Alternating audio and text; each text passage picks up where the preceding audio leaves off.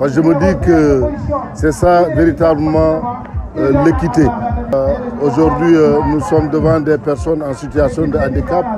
Et comme on le dit, la situation de handicap, elle est ouverte à tout le monde. On peut sortir tout de suite et être handicapé. Donc, ils sont des personnes dignes qui pratiquent le sport comme toutes les autres personnes.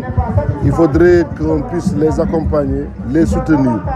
Et j'ai été agréablement impressionné de voir que le niveau est très bon et que ce sont des jeunes qui se battent tous les jours pour montrer que handisport, handibasket, comme le basket normal, c'est toujours une discipline. Je suis très satisfait ce soir-là d'être avec eux. Et comme je l'ai dit, ce n'est pas la première fois avec eux. Je les ai toujours soutenus au niveau du championnat national. Et aujourd'hui, à la veille du championnat national qui va bientôt débuter le 22 février, je crois, c'est bon déjà de créer cet engouement autour de handisport au niveau de la région. Aujourd'hui, c'est la finale régionale entre Bignona et Ziguinchor. Mais en vérité, c'est une finale Ziguinchor-Ziguinchor parce que c'est le handibasket de Ziguinchor qui gagne. Et ce tournoi est un prétexte pour amorcer les phases nationales qui vont bientôt débuter. D'habitude, je le fais souvent. On se rencontre, j'agis en fonction de mes possibilités. J'ai noté que les fauteuils ne sont pas souvent adaptés et même ils ont un problème de ballon, de petits matériels didactiques. Je pense que à travers nos connaissances, nos contacts, nous allons essayer de voir comment améliorer cette situation et trouver les moyens adéquats.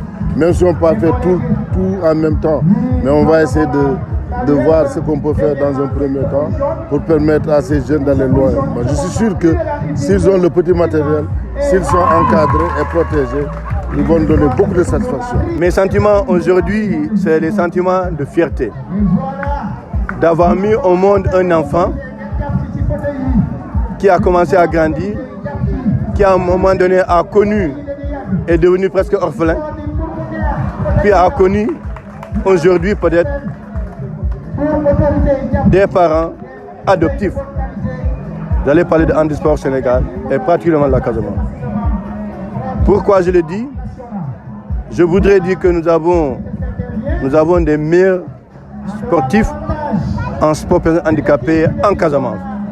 Que ce soit sur le plan athlétisme, que ce soit sur le plan basketball, que ce soit sur le plan des aveugles, que ce soit sur le plan du football, c'est du foot. Nous avons les potentiels.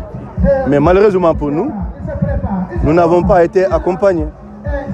Depuis le départ de handicap, handisport est devenu orphelin. Et c'est pourquoi aujourd'hui je suis heureux de voir qu'il y ait une autre personnalité, un grand frère, qui pense également faire la même chose comme les autres l'ont fait pour nous soutenir. Les verts et blancs, le numéro 10, Bignelou, tentative de dribble. Il place les éléments. Kéba, le numéro 4.